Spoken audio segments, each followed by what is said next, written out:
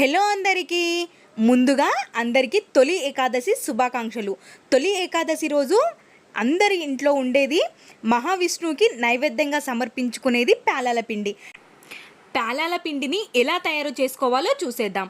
నేను ఒక బౌల్ వరకు తెల్ల జొన్నల్ని తీసుకున్నాను. కొన్ని ప్రాంతాలలో వీటిని మొక్కజొన్నలతో కూడా చేసుకుంటారు, కానీ నేనైతే జొన్నలతో చేస్తున్నా.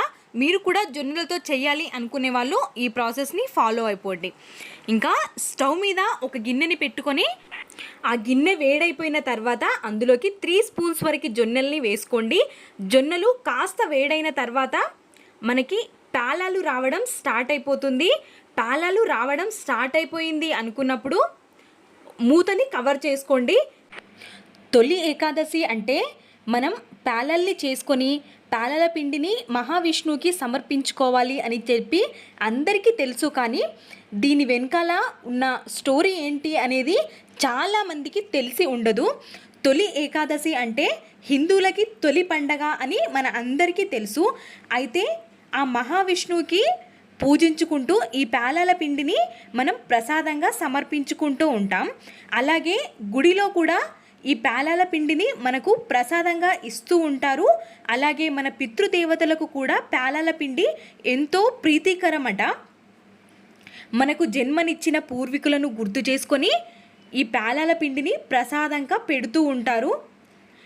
అలాగే ఒక సైంటిఫిక్ రీజన్ ఏంటంటే, ఎండాకాలం తర్వాత వర్షాకాలం వస్తుంది, బయట ఉండే టెంపరేచర్ డిఫరెన్స్ ఎక్కువగా ఉంటుంది. కాబట్టి మన బాడీలో ఉష్ణోగ్రతని పెంచడానికి ఇలా ఒక సైంటిఫిక్ రీజన్ ఉంది. మన పురాతన కాలం నుండి వస్తున్న ఈ పద్ధతిని మనం మర్చిపోకుండా చేసుకోవడం మన బాధ్యత. కాబట్టి మనం చేయాలి, మన పిల్లలకి కూడా నేర్పిస్తూ ఉండాలి.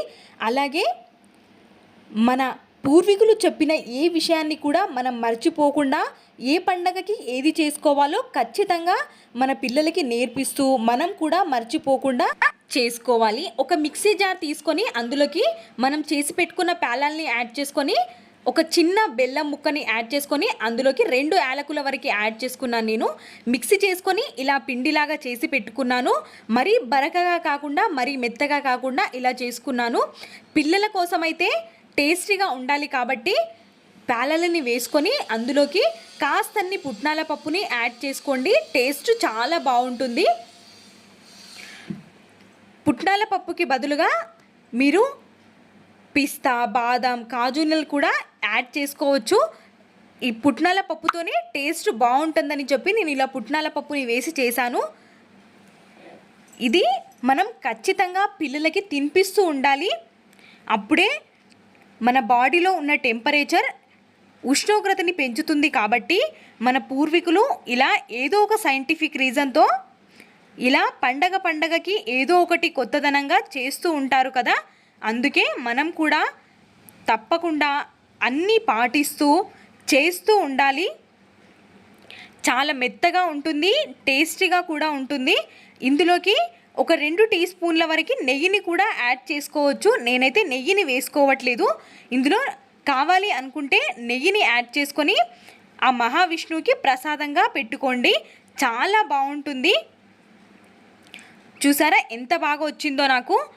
పేలాల పిండి అనేది చేసుకోవడం చాలా సింపుల్. మనం ఇయర్లీ వన్స్ అయినా ఇలా చేసుకుంటూ ఉంటే మనం మర్చిపోకుండా ఉంటాం. అలాగే మన పిల్లలు కూడా చేస్తూ ఉంటారు. Thanks for watching.